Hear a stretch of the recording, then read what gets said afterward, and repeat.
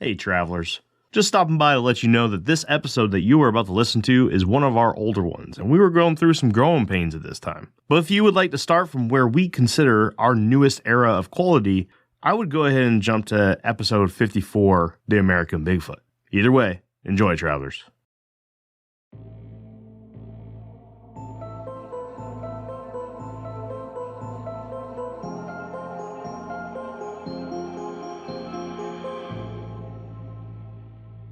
Well, welcome back to Infinite Rabbit Hole, everybody. Today I'm joined by Jake. Jake, how you doing, man? Doing well. Doing really, really well. You excited about today's subject? Dude, I'm so excited about today's subject. I'm even more excited about who we have as a guest today. Today we're joined by Phil, who is the host of the Unexplained Incorporated podcast. Phantom Phil had us on his show on January 15th. If you haven't had a chance to listen to it, please check it out. We talked about some really cool things. You're able to do a nice big deep dive into the Infinite Rabbit Hole podcast and learn a lot about the upbringing of the show and how we started it. And Phil was really nice enough to be able to create a platform that we were able to come on and kind of spread out a little bit and had a little fun. We talked about multiple different topics, definitely went down the rabbit hole, and Phil was a wonderful host. But with all that to do aside, Phil, how you doing? Welcome to Infinite Rabbit Hole. Jeremy, Jake, I'm doing tremendous. Thank you guys for having me on so soon after you came on Unexplained. It was a good time, and I'm glad to be here. Absolutely. Now, for those of you that don't know anything about Phantom Phil and his podcast, Phil is the host of, like I said, the Unexplained Incorporated podcast and the owner and author of the phantomhub.com. His goals through the podcast and website is to explore all things metaphysical, spiritual, and unexplained in order to understand and obtain a higher level of consciousness and awareness throughout life. Some of my favorite episodes from the Unexplained Incorporated include his monthly case studies, where he focuses on different movies and discusses the lore and every detail imaginable about the film. Two of my personal favorite case studies that he has conducted are on the movies Krampus and Slender Man. Obviously, because I'm such a sucker for lore, monsters, and legends. The other monthly special that you can look forward to is his psychic mailbag episodes, where one of his regulars on the show, Amanda Drago, will come on and conduct psychic readings and evaluations to those that write into the podcast.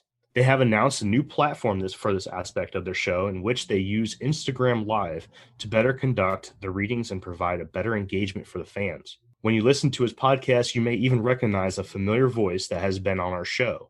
CJ, from the episode titled Dogman, Jinns, and UFOs featuring Cryptotechnical, has made 2 appearances on his show with both the Cryptotechnical podcast and his own show, the Mystery Stone podcast. We were lucky enough to be a guest on the show back on the 15th of January, and I urge everyone to head on over and give it a listen. Phil traveled with us down the rabbit hole on many different topics, and the show was a blast to be a part of. So, Phil, do you think we built you up enough? Yeah, couldn't have said it better myself. Thank you for that. Nah, no problem. I hope I did you right. I had a blast reading through your website and everything. I got to take a look at the blogs, and I quickly touched on your 4 pillars there. I just have to know, since you were such a great host to Jake and I, and you were able to let us kind of come onto your show and tell you a little bit about our origins, can you kind of explain a little bit about yours and how did you get to this point with your show? I certainly can, Jeremy. Even though I decided on this about a year or 2 ago, maybe about a year and a half, this has been a lifelong journey that has led me up to this point. And I'll just touch on small pieces of it. You can get a more thorough understanding if you go to thephantomhub.com and read my Path to Purpose blog series, which touches on my 4 pillars. But what I will tell you right now is that my fascination with the paranormal and unexplained phenomenon started when I was a young child, like I'm sure it did with most of us, because that is when we are at our most curious.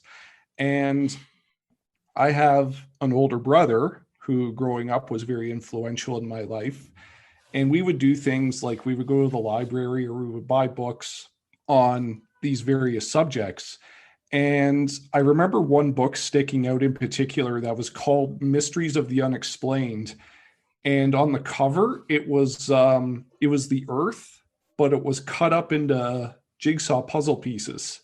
And some of the pieces were going out, revealing like Big Light or whatever. And other pieces, instead of countries and continents, had various photos or drawings of unexplained phenomena on there. So this escalated through the years. Him and I both, because we are 80s children, grew up watching the late great Robert Stack on Unsolved Mysteries. He was more into the true crime cases. I was more into the unexplained cases. And fast forward about 3 decades, he currently has a very successful podcast on true crime called The Trail Went Cold. And years after he started his, about a good 4 years or so, I started mine, Unexplained Incorporated. And it's like those two aspects of the show. We took our own knowledge and our own passion of each one and have built up a pretty good following. His obviously much bigger than mine because he's been at it longer and he has a little bit of a bigger team working with him. But that's where the interest started. Now, just to give you a little technical background, other guests have complimented me on being a host and tying together all the subjects and the discussion points. And the reason for that is it doesn't happen by accident. The city I currently live in, I moved here about 2 decades ago from my hometown to go to college for radio and television broadcasting. So through that, I have a background in media. I only ever worked in the radio industry full time, but I also started a campus radio show on hard rock and heavy metal, which is my favorite type of music. And that lasted a bit after college.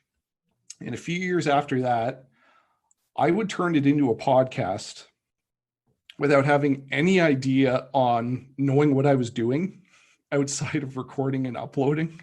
Like I would try and play full songs on there, which is a big no-no for copyright reasons. And I had no idea how to market it or what audience I was taking it to. So eventually after a year that fizzled out.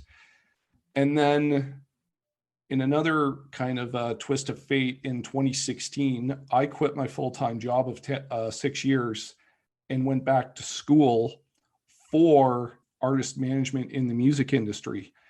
Now, you'll read more about this in my blog series, but that didn't pan out the way I wanted it to. However, what that course did for me was I was able to kind of catch up on technology.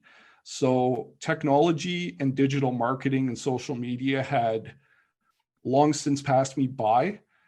And this course gave me a foundation of how to use it again. And it made me realize that content creation can not only be a good outlet for you, but it can eventually be a good side income. And partner that with the success my brother has with The Trail Went Cold, I just kind of decided one day, maybe I should get into this, but, do it on things I'm more interested in and things I want to talk about. And the only other thing to add to this and tie it all up is that I started to get an affinity for videography a couple of years ago after I completed that program. And I decided that what if I use those skills to go join some ghost hunters or a paranormal group, or even start a side business about it? And the wheels started turning. And where that ended up was I was going to eventually do some sort of a video podcast going on these hunts or these expeditions and finding like a metaphysical store as a base to broadcast from however long I was going to do it for. However, the great pandemic of 2020 wiped out that entire aspect of the podcast.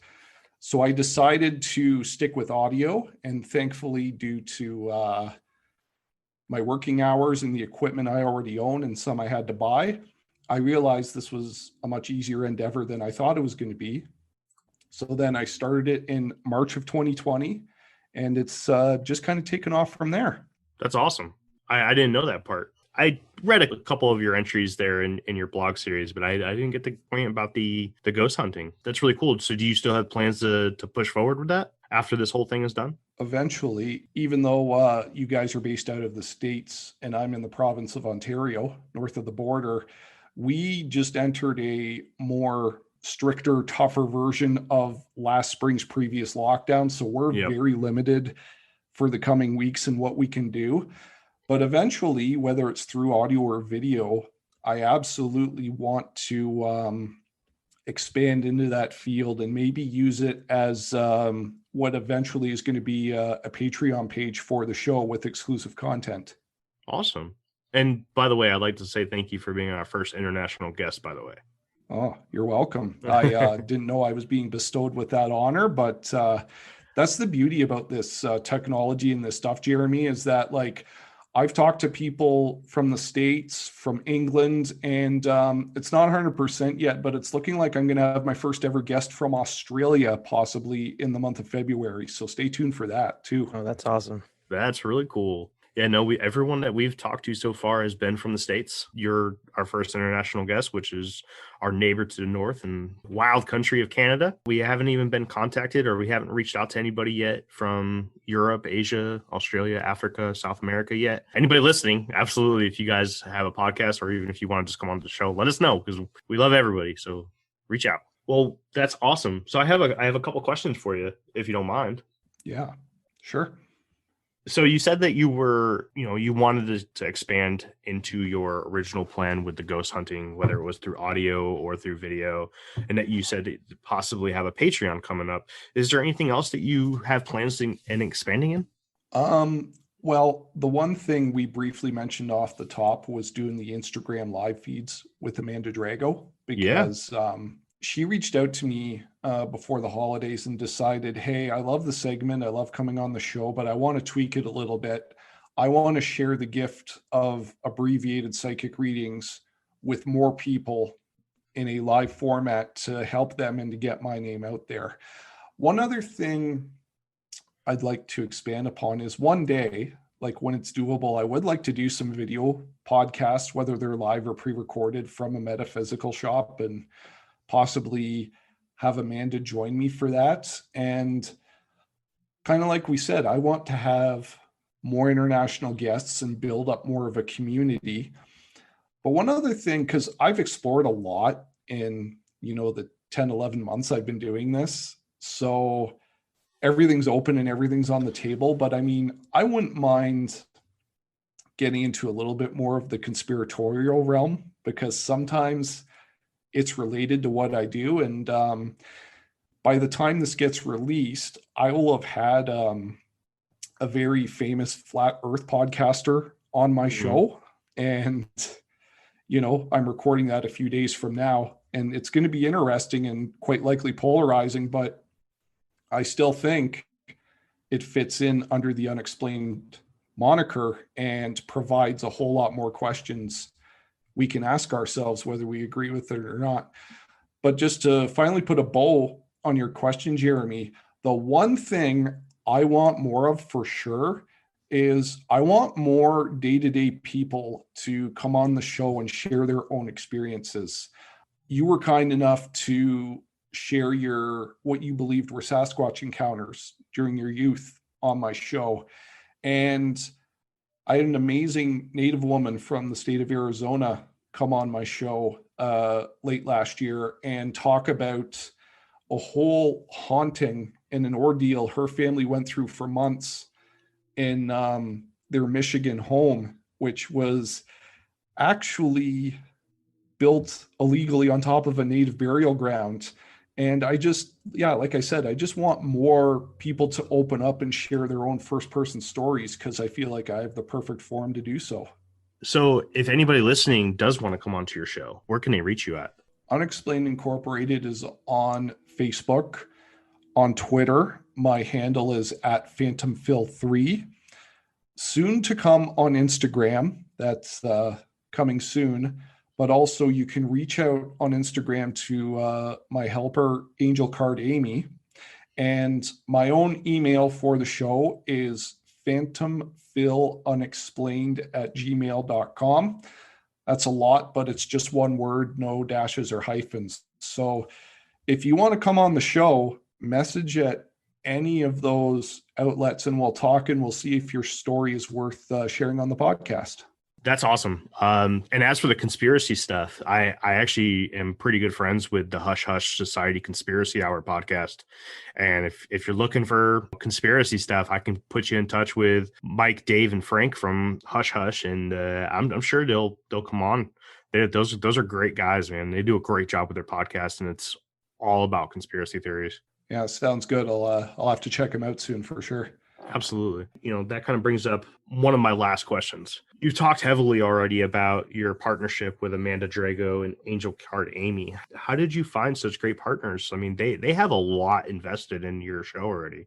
Yeah, and Amanda, I was going to save it, but she's a big part of the story I told you just a few minutes ago. So long story short, I went to a Reiki practitioner, energy healing, for those who don't know what that is, for the first time in the fall of 2013. And the term life-changing experience doesn't do justice, the type of effect it had on me.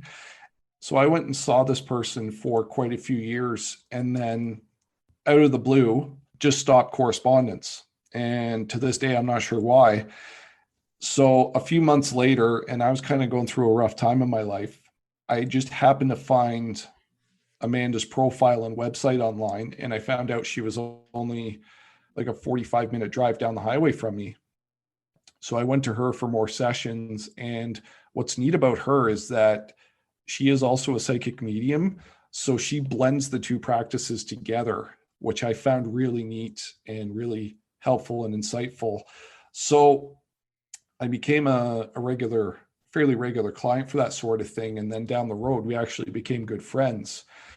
And at the time, I was taking a part-time videography course in her city.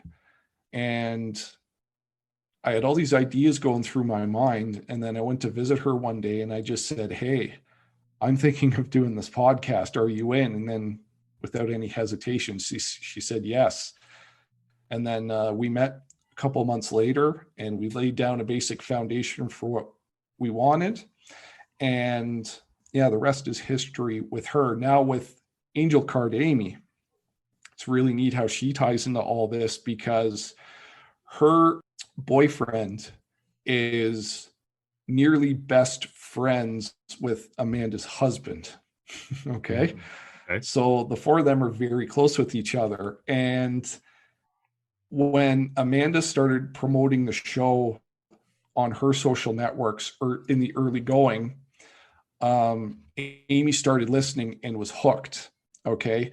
And just to mention about her real quick, Amy has some health issues that put her into the high risk category for COVID. Mm-hmm. So pretty much from the beginning of when my show launched to now, she's been off work. Like, I've been working full time and raising a child on my own and doing this, where she's had a lot more spare time than me. So not only was she just hooked on the show and became like my first super fan, we connected through Amanda and became friends. And then organically, she just started to take over the tasks kind of that I didn't have time to do myself. Like, she is way more proficient with Instagram than I am. I'm still a bit of a dinosaur with it, but I'm trying to change that habit. And she started the show's Instagram page and maintains it, and has been able to get a lot of followers. And she's also a psychic medium in training. So she's been doing free readings for people, and recently just did one as far away as England. And the thing I love the most about doing the show, because it ties in, is that I love talking to people. Like, you and Jake are just two examples of that. I love to talk about this stuff, but I love even more hearing other people's perspectives and interacting. And the first few case studies that you mentioned, I did them completely on my own. And I got sick of just talking on my own into a microphone really quick. And sometime last summer, it just clicked into my head that whenever I was talking to Amy, and I'd tell her what case study was coming up next, she would have the movie watched like days before I ever had a chance to, and was offering her own opinions on it. So I'm like, hey, why don't you just come on the show and, do the back and forth case studies with me, and it's been a lot of fun.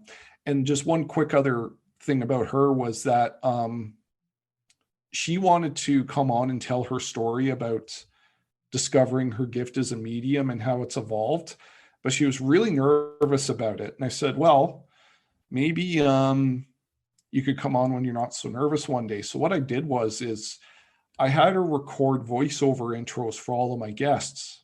And I got to say, since she started doing it for me in July, she's come a really long way. And at least with me, those nerves have pretty much gone down. So now she's a monthly contributor to the show. And through my connections in social media, she's ended up appearing on other people's podcasts as well as guests. So it's been a win-win for everybody.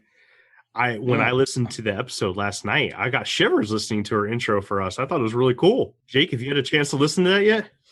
I have to admit, I did not have a chance to listen to it. We got home from the store and I sat down on the couch and I put on my headphones and I completely blacked out. I think I fell asleep at like 8:30 last night and I woke up at midnight. I was like, oh geez, on the couch, and I had to go to bed. I don't know why I was so tired, but I knocked out pretty hard. But I will be giving it a listen today. I'm pretty excited for it. Jeremy is pretty quick to say if something sucks, and it doesn't sound like that's the case. So no, it came out really good. She did an awesome job on that intro. That was really cool. Well, she'll be happy to hear that. And I'm very happy too, just because I know how far she's come and that it was a lot more of a rough approach in trying to get her to open up and to do it in the early going. So now, that'll help her a lot. So I appreciate you saying that. I heard it and I was like, I'm ready to fight. Let's go. Yeah. Like a boxer intro. Yeah. It was like, 400 pounds. And let's start this podcast. Hey, no, she did a really good job though. Again, thank you for having us onto your podcast. I can't say that enough. Thank you again. Jake, do you have any questions for Phil? I've just been listening to what you've been saying. That's a pretty incredible backstory. It's a heck of a lot more than just what Jeremy and I have. I really like what you were saying with having a background and going to college for radio. We connect with these other podcasts and the way that they present themselves or the way they present their product or interview, shows to what sort of level of experience they have. For us, just getting started, we're kind of in the baby steps of getting used to it and the growing pains of everything. But you seem to be pretty on point right off the bat when you had us on your show. Very good questions. The way the conversation just flowed, it was very, very nice. And you were saying, well, I went to college to learn how to do broadcasting and radio. It's like, oh, well, that makes sense. But it's something that, sounds like it'd be a good path for us to take as well. Probably would benefit quite a bit. Yeah, could I just add something real quick to what Certainly. you just said there? Just two things. Number one, this is the third official podcast I've produced. The first two, I wouldn't say they were bad, but they were poorly positioned and targeted, and like almost nobody heard them. And they both had to do with music. This one, I had much more of a game plan and more time to prep instead of just kind of, throwing darts at the map or whatever. So pre-planning is so huge. And number two, the beautiful thing about podcasting is that literally anyone can start it. How far you go and what level of success you reach largely is on yourself and the team that surrounds you. However, you don't have to be like me and dump thousands of dollars into college. There are so many amazing resources on the internet, some free, some paid, that can get you to help launch, market, and monetize your podcast. And I'm not going to go through all of those right now, but if anyone listening is curious about getting into this, just go do a deep dive and you will find where you need to go. Absolutely. We might have to talk about that a little bit later. Most definitely. Since we're good with that, let's move on to the next act, right? Because we like to get our guests' takes on various subjects and seeing how you live in Canada, we thought this was a perfect opportunity to talk about one of Canada's most famous cryptid legends, Ogopogo. When we were recording for your show, Jake had brought up how he was excited about getting into lake monsters, and you said, don't forget about Ogopogo. And we talked after the episode, and I think it was a match made in heaven. What do you think? Oh, 100%. One thing I want to say before we start on this is I briefly mentioned to you that I'd possibly had visited the Okanagan Valley. Yep. Where this sea monster has been sighted many a times. So I reached out and talked to my father last week because I think it was 2 years in a row, 2 summers in a row, my family, we flew out to Vancouver and then we rented an RV and then just went around the southwestern interior of British Columbia for like 2 weeks or whatever. And we did that 2 summers in a row. And he told me that we had seen part of the Okanagan Valley, but we didn't, follow it. And we didn't go into the town of Kelowna or the city of Kelowna, which is right on the riverbanks. Yep. But I just wanted to let you know that I have been in the general vicinity of where this monster has been seen, even though I didn't see anything myself. So no monster sightings for you. No, unfortunately, but I have been out there and it's beautiful and some of it is very desolate. So, I mean, I'm not surprised there have been sightings. Well, that's a heck of a lot closer than we've been. So we're happy to have you here with us to break it down and talk about it. So real quick, I just have some quick facts to spit out about Ogopogo. Ogopogo is said to be the lake monster of the Okanagan Lake in British Columbia and is said to have gotten its modern name from a song played in 1924 in the town of Vernon on the northern side of the lake. The famous lyrics go like this. I'm not going to sing them because I can't sing, but I'll say them. His mother was an earwig. His father was a whale, a little bit of head, hardly any tail, and Ogopogo was his name. I listened to the song. There's a lot more to it. They say Ogopogo probably 20 times. It's a neat little old-fashioned tune, good old country song or country tune, the old country, not the new bro country. Yeah, folk. That's it. Exactly. Yeah. Stories of Ogopogo date back much further than its more famous cousin, the Loch Ness Monster. Stories tell of a vicious creature that is known to devour water and land creatures alike, even humans. Sharing Canadian waterways with other Canadian lake monsters such as the Ogopogo of Lake Simcoe in Ontario and Manipogo of Lake Manitoba of Manitoba. The legend of Ogopogo, or Augie, goes back to even the First Nations people, never completely fading away, even to this day. The natives had many names referring to this beast. The name used by most natives for the creature was Nataka, and had many translations such as water demon, water god, and sacred creature of the water. The native story of the beast describes the demand for the creature for a sacrifice for safe crossing of its waters. The natives would fulfill this need by sacrificing small creatures at the shore of the lake before venturing into or onto the water. As well, they would bring small critters along with them on the boats to throw overboard to sway the creature away from attacking their craft. Locals in the area believe that the creature's home is on an island named Rattlesnake Island. On the island, a plethora of unidentified footprints have been found, which backs up the claims that the creature has been seen on shore just as much, if not more, than it has been seen in the water. Augie is well known around the area of the Okanagan Lake. It has become part of the lore of the area and also a massive tourist attraction. A man by the name of Carl Schucker categorized Ogopogo as a many-hump variant of lake monsters. Mr. Schucker went on to suggest that Ogopogo may be a Basilosaurus that has survived the extinction of its species. A Basilosaurus is a whale-like ocean creature from the time of the dinosaurs. Fossil evidence proves that this animal once roamed the oceans of our world. Other common creatures that people believe Augie to be are a plesiosaur, mosasaur, and plesiosaur.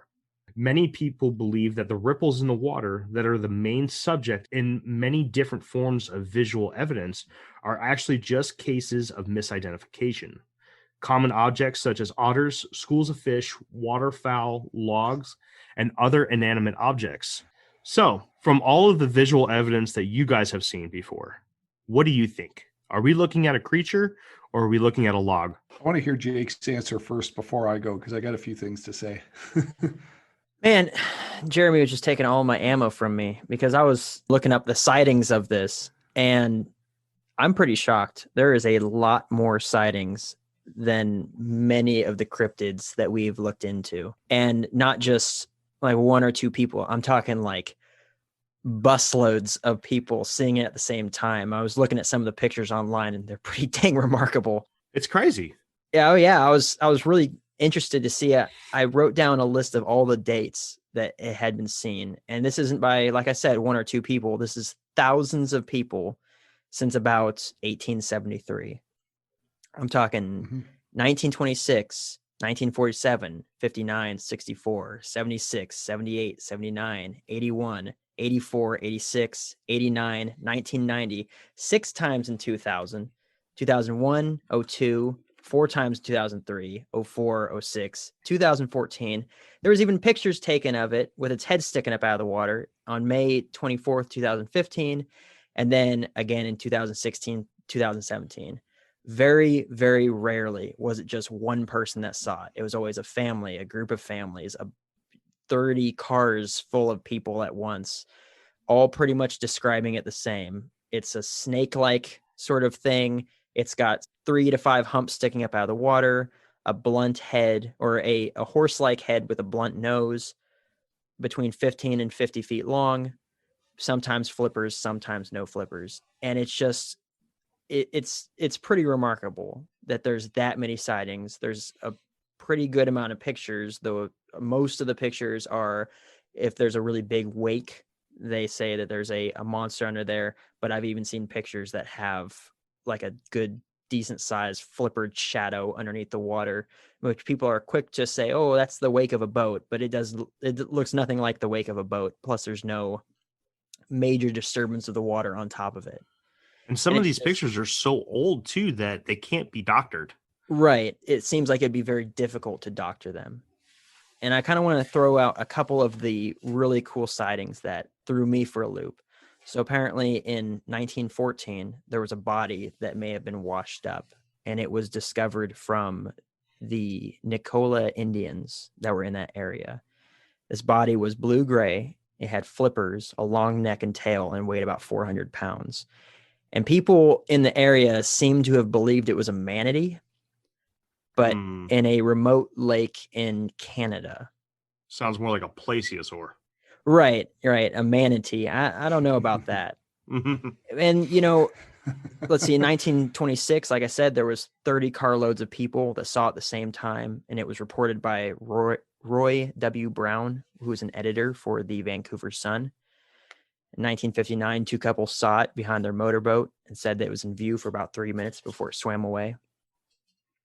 And then the pictures that came from May 24th, 2015, basically its head had come up out of the water, and there was a man named Bill S. I can't pronounce his last name, but it's Steccuik. But he captured these 4 really good pictures of what looked to be its head sticking up out of the water. And he said right after he took those pictures, it kind of came up a little bit and he could see more of its neck, and then it submerged back into the water. And these aren't the only really good descriptive sightings. There's hundreds of sightings that are a paragraph in length of, this is what we were doing. We pulled out the camera, we took pictures. This is what it looked like. And everyone seems to be kind of saying we saw the same sort of thing.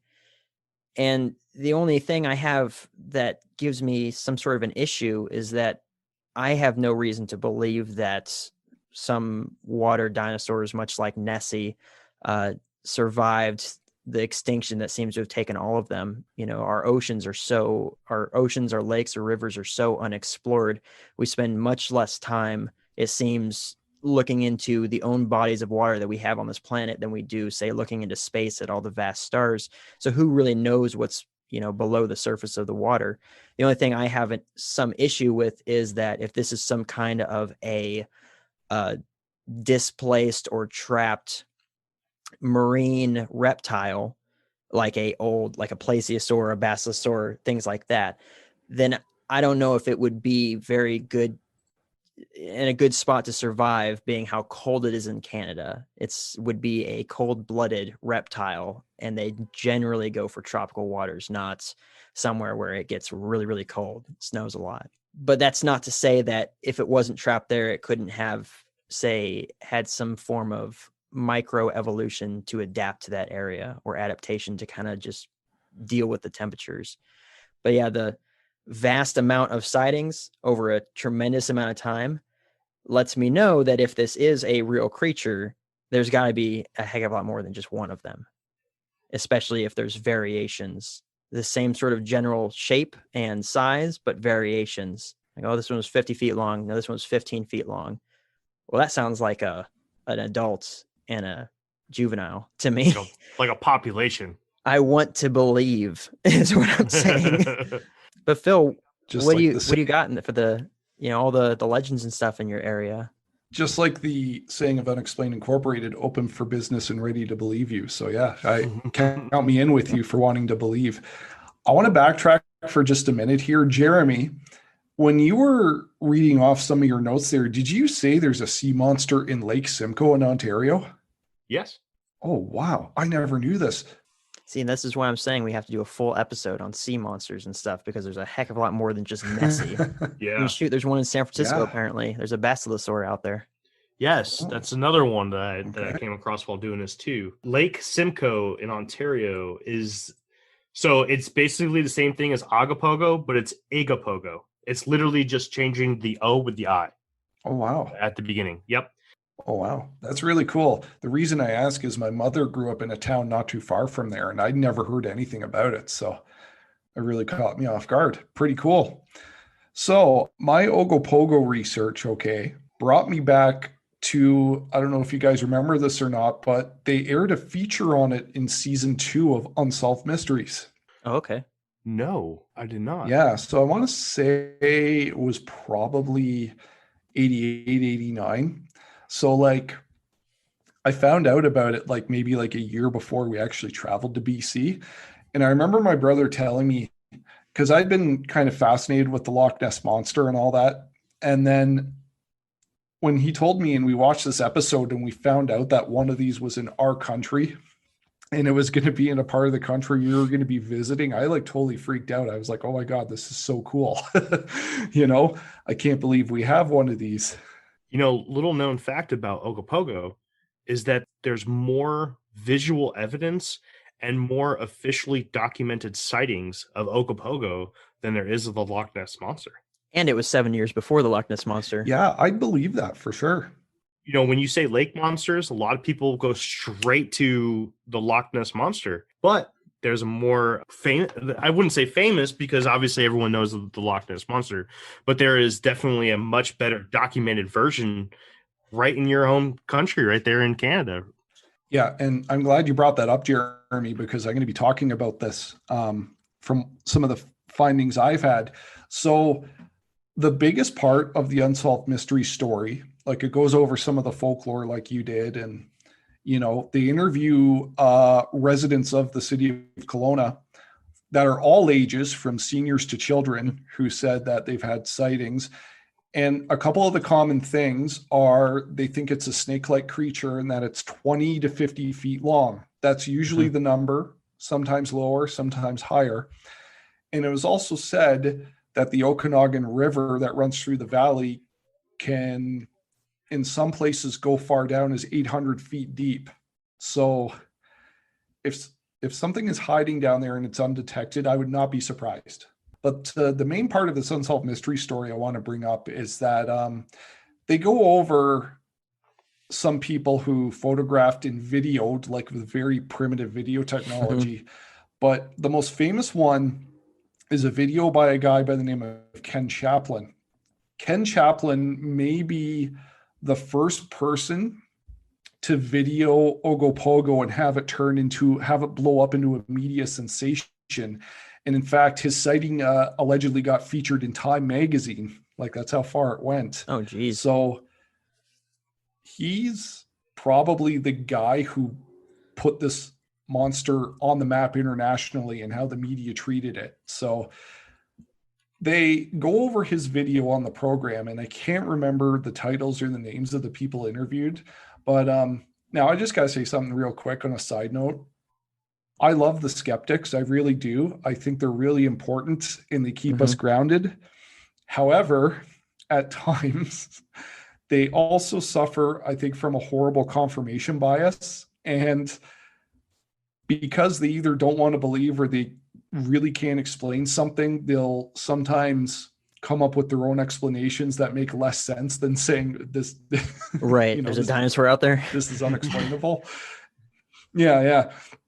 So what they do on this feature is that there's a gentleman who holds up a still photo from Ken Chaplin's video to the photo of a beaver. So what Chaplin got on video, it was a creature basically doing like this cool kind of wavy thing, and then it dives down and its tail just flaps up really quick and goes back down. And they seem to be convinced that it's like a baby version of what Ogopogo actually is, because obviously it's like the size of a small beaver. It's not a full-sized lake monster like that has been described, but it's miniature. And the guy holding up doing the photo comparison, who I would consider to be a skeptic, he just writes it off as being a beaver because there's a photo of when beavers are in the water, they have their head kind of sticking up halfway and their tails are straight up. But the way this thing goes and dives into the water, it contorts its body almost in a serpent-like fashion, which does not happen with beavers. And the tail, instead of it being a solid tail, looks like it's almost like two-pronged or forked, so to speak. And they even say in the episode, they're like, the guy offers his explanation and they said, well, upon further examination, the photo on the left, which was from Ken Chaplin's video, is clearly not moving in the water the way a beaver would, or swimming like a beaver. So like, what are your thoughts on that?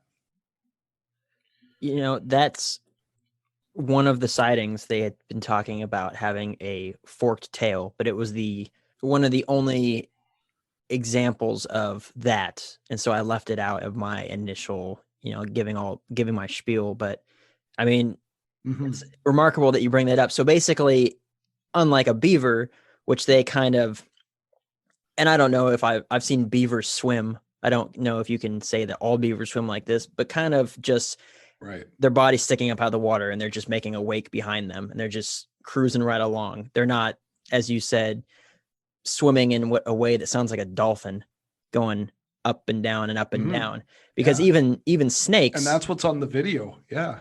Because I mean, even snakes don't do that. Snakes swim with their bodies pretty much on the surface of the water and they go side to side, right? So it's a very reptilian thing. Right. So if this is an entirely different animal and it's swimming differently than a beaver swims, it swims differently than even a big snake would swim, that's pretty incredible. Well, I've got two things here. One, Phil, I was able to find that Time Magazine article. It is actually dated Monday, August 4th, 1930. Nice. Yeah, it's right there on Time's website. It's pretty cool. I have it pulled up so that I can read it afterwards because I'm very interested now. I want to see what the story was back in 1930. That's really cool. Because it was in 1927 that the really big incident happened when the 30 carloads of people saw this thing. So this is pretty fresh from that incident, and I'm very interested in that. Maybe I'll be able to pop a link to this in the description for this episode so that people can check it out too. But also, Jake, while you were talking, I was doing a little bit of research into things such as the plesiosaur, the mosasaur, and a couple other water creatures from back, way back in history. And actually, they were closer related to whales. They were not reptiles. They were mammals, in fact. So if you look at the way that they could absolutely live in a cold climate. That, and if you look at the way that it would swim, to answer Phil's question, it would swim. It would swim like this. Nice. It wouldn't have the side to side like a snake or a crocodile or an alligator. It would swim in a serpentine kind of motion. You take the story about the guy finding a small body of something with a long neck and some flippers on the shore, which I also saw too. That was a very interesting story. And you take the fact that someone has some video evidence of this thing swimming in a mammal-like water creature fashion. You could definitely be looking at a mammal that's landlocked, because I also did some research into how this lake was created. This lake was created by glaciers, and there's a lot of, it's what's called a fjord. And basically, for the most part, it's landlocked. At the southern tip of Lake Okanagan is the Okanagan River. And then it goes into the I'm going to probably butcher this word, the Penticton Channel, which is a couple miles long. Yep. Penticton, thank you.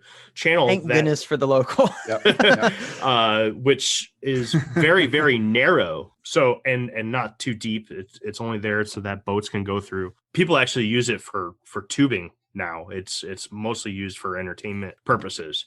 And then straight from there, it goes straight into the Columbia River, which then dumps off eventually into the Pacific Ocean. But as the way it's set up right now, there is no possible way for a mammal to go from the ocean to Lake Okanagan. But I was looking at some maps to how they theorized this lake would have been, or the water features would have been in that area along the fjord that was created by the glacier. And that whole area was underwater at one point, and very well there could have been some sort of marine mammal that was eventually stuck there. I think that there's a lot of evidence that proves that there could be something there. I'm not one to necessarily believe too much in lake monsters. I think that it is possible, but in order to have a steady population of something, you need to be able to feed it. It needs to be able to reproduce with different bloodlines before you get problems with interbreeding. Now you take that all the sightings for this thing, there's tons of them, and you take the good physical evidence that there is from like flipper marks on land and, strange footprints on land, even tail drag marks on land around Rattlesnake Island, and the caves that are supposedly underneath it too.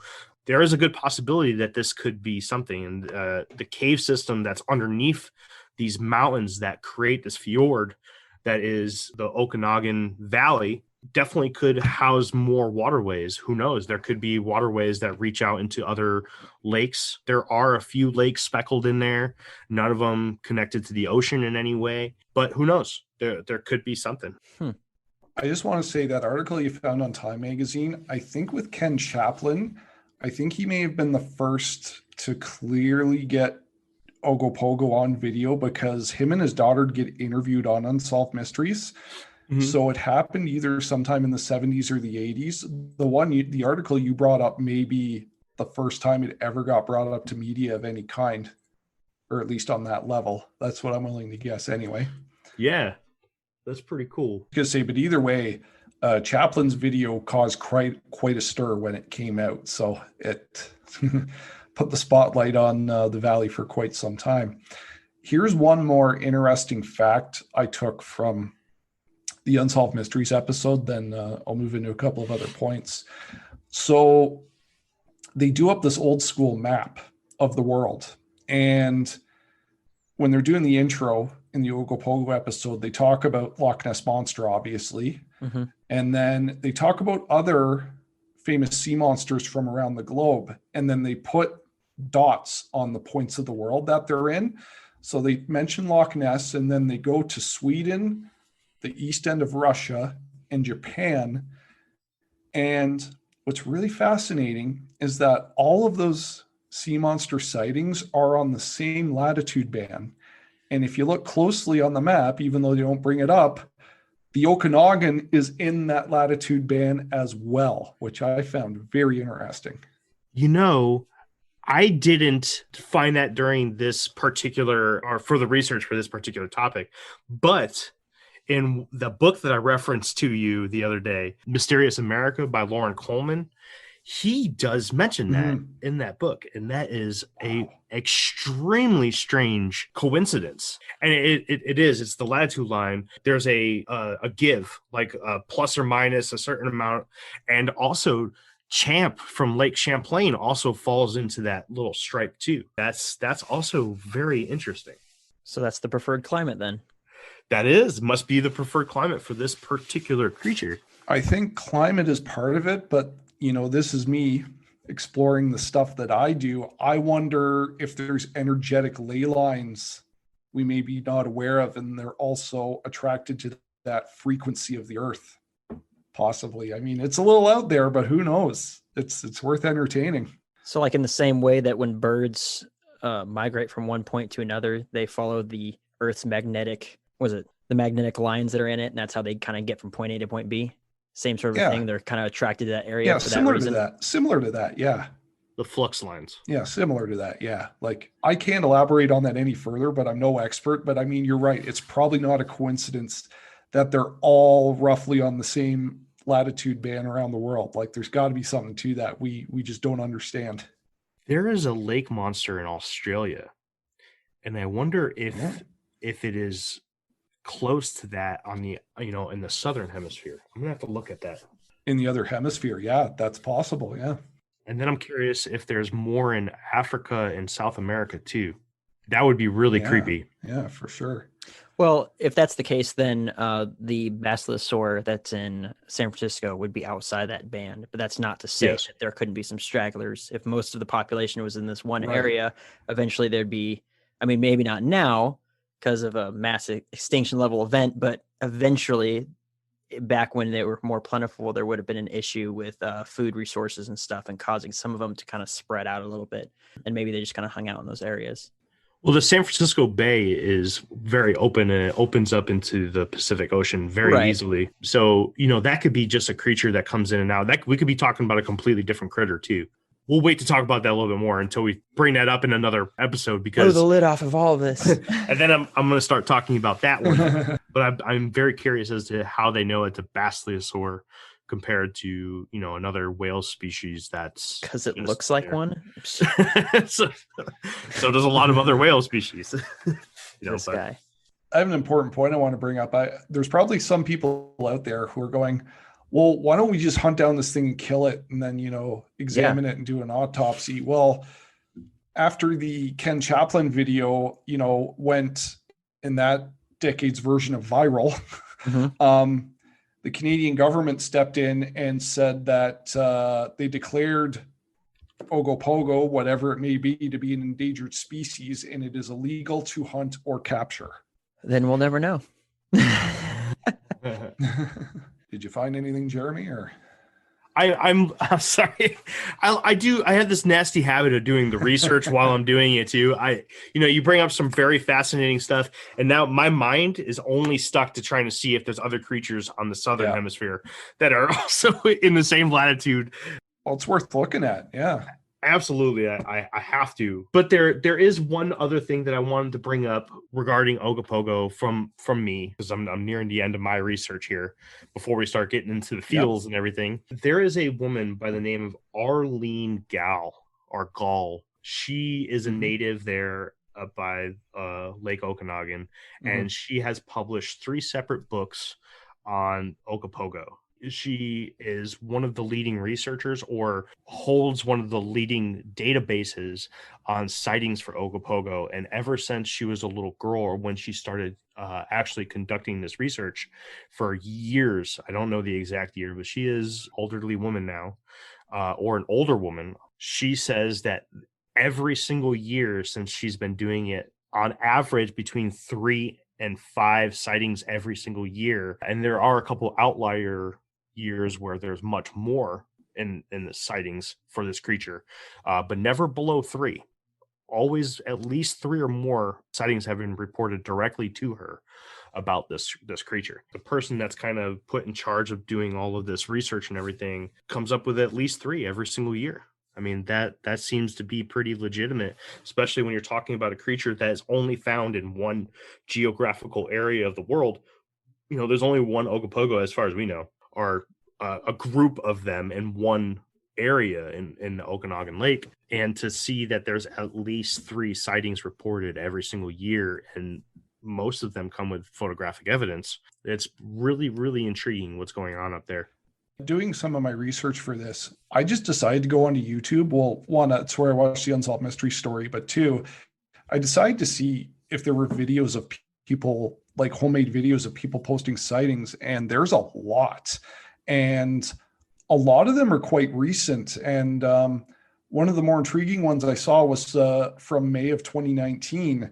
And between watching these and the Ken Chaplin video, I tend to believe there may have been more than one or a small family of these species, because the one on the Chaplin video was very small, about the size of an otter or a beaver. But if you look at some of these sightings within the last couple of years that people have posted on YouTube from their home, recording devices or their phones, and they don't look like they're staged in any way, because they're all shot from a distance. Mm-hmm. And the people shooting them seem genuinely shocked. But those videos seem to show longer forms of ripples in the water that go to that 20-foot to 50-foot range. And I had to snicker earlier when you brought up that one of the plausible explanations were logs, because I've toured a couple of the sawmills on the BC coast, and I know, and this is the same in Vancouver, the big logs part of the mills or the logging facilities, they all gravitate towards shore. They're not just out in the middle of the lake spinning around and causing ripples in the water randomly. You know what I mean? That's why I think that explanation's... It's not a log with a jet ski engine on it. Yeah. But anyway, I highly recommend you guys or anyone else listening to go onto YouTube and look at some of these amateur videos of Ogopogo sightings. It's really fascinating, and they're very recent. So it's not like the activity is tailored off in any way. I saw some of them. One of them looked like a log, except it was in 4 different parts, and it was kind of cruising along. It had like snow on top of it or something. A couple of those videos are very, very cool looking. And it's like, people are like, yeah, it's just branches. And you're like, yeah, yeah, branches. Sure. You ever see branches move like that before? I haven't. So does anybody else have anything to add here? The only thing I had against this thing being a real creature and not just a cryptid or a legend or a myth was the idea that it was reptilian.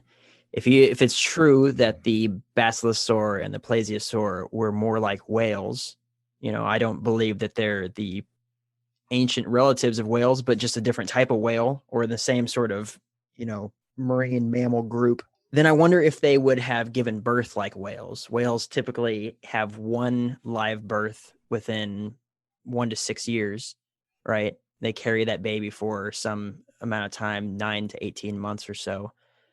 A very small population of them inside of a cold climate area, which, whales go all the way up to the Arctic Circle, no big deal, because they have that blubber layer on them. So the cold would be no issue. Maybe food would be an issue, but it could reason why some of them are more of the sightings are in a smaller range as far as the size of it goes. I saw a couple where the size was 50 feet. Most of them were between 15 and 30 feet. So not too terribly large as far as the scale that they could get to. But that was the only thing that was holding me back was what, like a crocodile type animal up there in, north or up there in Canada? That doesn't make any sense. Well, if it's a whale, then yeah, sure. I believe. I just have one more thing I want to add, and then I have a question for both of you guys, which I hope you can answer. And then I think we've almost wrapped up on this. So one of the popular skeptic beliefs about the Loch Ness Monster is that it's nothing but a tourist trap. And I've never had the pleasure of visiting Loch Ness or even making it up to Scotland for that matter. But from what I've seen and heard, it's the weather up there is pretty miserable. It's a small town. There's not a lot going on unless you're into wilderness and hiking in the fog and stuff like that. So there's a discussion to be had to say that, hey, maybe the town created the myth of this to draw more tourists in an area that wouldn't normally get tourists. But here's the thing about Kelowna and the Okanagan Valley I want to bring up. I've lived in Ontario my whole life, visited BC 3 times, and there's a lot of people in their 20s and 30s that love to pick up from Ontario and move to BC because it's like a whole other world with the mountains and the rivers, the skiing and all that stuff. A former boss of mine who I worked for him at a summer at our college radio station, he took a job in Kelowna. Now it was a high management position with a major media company, but he basically took the job out there because he's a major boating enthusiast and he couldn't wait to get on the waters of the Okanagan Valley. And to my knowledge, he hasn't had any sightings or anything. But the point I'm trying to make is this. If you go onto the City of Kelowna's tourism page, there's a whole feature on Ogopogo and its history.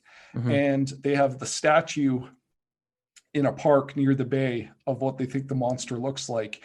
And I sent these images to Jeremy in preparation for this. There's a junior hockey team called the Kelowna Rockets. They used to be the Tacoma Rockets, and they moved from Tacoma, Washington to Kelowna back in like the mid 90s. But in the year 2000, they decided to change their jersey logo to Ogopogo. And they've had it on their uniforms ever since. The players in the intros, they skate out of Ogopogo's head to skate out onto the ice. And in some strange twist of fate I don't understand, their mascot is a raccoon. But that's another explanation for another day. You'll see it in the one picture I sent you, Jeremy. Like, it makes no sense to me. But anyway. It's an unexplained world. Completely, right? The point I'm making is this, is that the town of Kelowna and that valley has made Ogopogo and its legend a major part of its culture and its fabric, its folklore.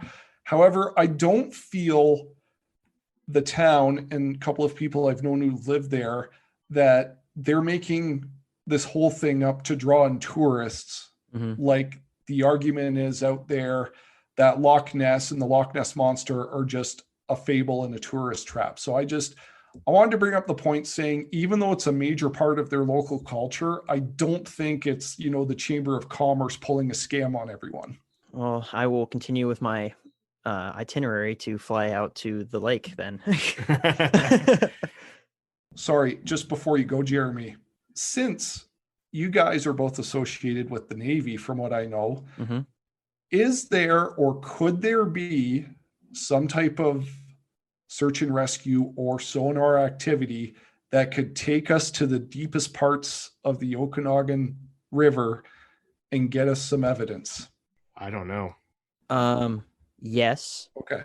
But also, I mean, it doesn't necessarily have to be the Navy. I know that there was a research group that blasted Loch Ness with sonar. They had a whole bunch of fishing boats and basically used the fish finding sonar, and they went just in a big line across the, all the whole length of Loch Ness, just getting a whole map of the bottom of the loch to see what was in there and if there was any large floating, masses, whatever.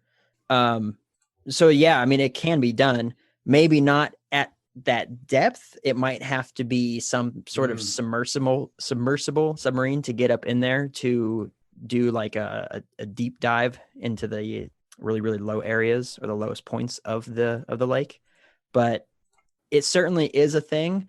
But even when that sort of stuff happens, most of the time what people will say is like, oh, well, did you check all of it? Could it have gone to one side and circled back? Like, even if a group gets the best evidence for there is nothing in here besides small fish or, logs, or even if there was something, but it's not what people wanted it to be, like in Loch Ness, the same group then ended up taking a DNA sample from the lake in different areas. They pulled up big water samples and they tested it to find out what kind of DNA was inside the lake. And they found like 500,000 different species.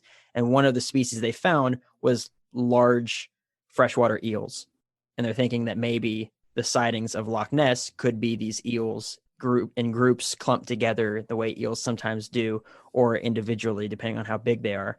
But even people seeing that, those two sides of the research are saying, well, it could have doubled back on itself and gone the other way when you guys were over here. And so it is possible.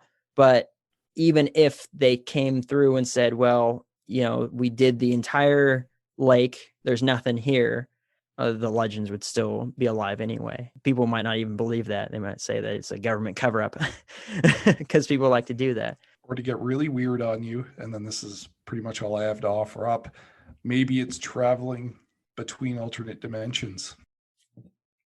Maybe there's going to be somebody listening to this podcast and being like, "What about alternate dimensions?" And that's a very good point to bring up. Just we have touched on that, and we're very clear in our position on alternate or multiple dimensions. Jake, not so much. Myself, well, I mean, you do. You just don't believe it in the same sense as we do. Yeah. I would say that would be very, very woo-woo, but definitely a good point to bring up. The first thing I thought of, the very first thing was, I think it was the Star Trek movie where they take the whales and take them into space, like to save them. I was like, oh my gosh, I haven't thought about that movie in so long. I need to watch it now. Yeah. Since Phil, you are our guest, is Ogopogo real or not? I'm going to say yes. Okay. Jake? Yes. I'm going to say, I don't know. But of course I have an explanation. So I like to look at these and be like, what animals do we know in zoology now that it could possibly be, right? Could it be a creature that lives on land and then goes into the water at some time? That's something that if there is a creature living in Lake Ogopogo, I would think, or I'm sorry, not Lake Ogopogo, but if Ogopogo does exist, to me, it would have to be a creature that lives on land and comes into the water and just happens to be spotted in the water. There are vast forests surrounding the Okanagan water, both the lake and the river, and the entire basin there. So there could be an animal up there that's being spotted just going for a swim every once in a while. But if this is something that we do know, that is known by science, what do you guys think about an eel? Yeah, I mean, that would fit the research done for Loch Ness, that if it was the same thing, if it was just a big old freshwater eel. Now, I did do some research into freshwater eels or even saltwater eels, because again, if this thing was trapped and it learned to adapt to fresh water as the salinity slowly disappeared. Also, I don't know what the salinity of this lake is. It could have a high salinity compared to most freshwater, although it is mostly glacier water, so it's probably not. I was unable to come up with anything large enough to be compared to the sightings of Ogopogo. Multiple Sightings. No, I mean, like a group of them. It could be a group. Eels sometimes kind of school in the same way fish do. If there was a group of them, it could be viewed as one object or one animal. Maybe, but as Phil had said that you got to see some of these amateur videos. I did watch a few of them, and it's not a school of fish, man. It's not a school. No, of it's eels. not. This is one solid real thing. I'm gonna say that there's something there. I haven't made up my mind yet of whether or not this is a cryptid or misidentification. That's the thing. People are seeing something. Is it a cryptid? Is it something that's not yet identified by science? I don't know. It could be. But I think that my opinion of Ogopogo sits right dead center of being a cryptid and being just misidentification. And I think if it is misidentification, it is either a large eel, which could technically be a cryptid, or something that lives on land and you're seeing it in the water, such as a lot of mammals will go into the water and swim. Moose swim. Bears swim. I'm not saying that it's a moose or a bear, but just talking about that in general, that it could be an animal from the land that is being misidentified as an animal from the water. So, yes, there's something. I can't say that it's a cryptid, though. Jeremy's just scared to admit that he thinks it's a log. No, I'm usually pretty open about this stuff. This is a very intriguing. I don't want to offend Phil. No, I'm not. Phil, No, it's a very fair assessment. I think there's something there. I just don't know if it's a cryptid. I will say that most of the lake creature stuff that I have researched is complete bullshit in my mind. Ogopogo and a small handful of other ones, I think, have some legitimacy to it. And it could absolutely be something very strange going on. Well, that's fair. Phil, one more time for everybody. Where can everybody listen to your podcast? Where can they visit your website? And how can they get in touch with you? For starters, I am on the Buzzsprout, podcasting network. And like I alluded to earlier, it is a great place to start and launch a podcast and get all sorts of tips and info on there. And through there, I got onto various platforms that include iTunes, Spotify, now on Amazon and iHeartRadio, I believe, and Google Play and Stitcher and a few others. Those are the main ones. You could also listen to the feed. I have a link to it on my website, thephantomhub.com, which also includes various blogs I have done, and Motivational Metal, which gives some links to some motivational songs for me, and plus the backstories behind them, and the affiliate links with people who have helped out for either the blogs or the show as well. And you could reach me at any of these areas, or Angel Card Amy. She does a lot of correspondence on my behalf as well, on Unexplained Incorporated on Instagram. On Twitter, my handle is @PhantomPhil3. Facebook as well, Unexplained Incorporated. DM us or give us a like, whatever you want to do. Or you can write to the show, phantomphilunexplained@gmail.com. And new episodes posted every Friday night at 8 o'clock, as it is your Friday Night Fright. I haven't missed a single one yet. I've had a couple of close calls, but always new content coming out every week. Awesome. Great stuff too, by the way. Jake, you have any closing remarks? Phil, thank you so much for joining us here. We hope we were happy to accommodate you and really throw you out there for all of our fans. We really appreciated you having us on the other day and the way you hosted us, and you were so accommodating towards us. So we really wanted to extend that to you coming on our show. But yeah, this was a really cool opportunity to kind of break down one of your cryptids in your own area. Hopefully we'll have more of this coming up with other people as well. And yeah, thank you so much. Yeah, and I just want to say a thank you right back at you guys. It's been fun, and it was really cool for once being on the other side of the microphone and not having to worry about recording and editing. That's always a bonus. Most definitely. Awesome. Well, this has been another episode of Infinite Rabbit Hole. Let us know what you think about Ogopogo in our comment section on our Facebook page. Until next time. Thank you for joining us on this episode. If you'd like to comment on this episode, you can do so on facebook.com/Infinite Rabbit Hole. If you have a story to share with us or would like to be interviewed, you can contact us at infiniterabbithole@gmail.com. Thank you again, and have a great day.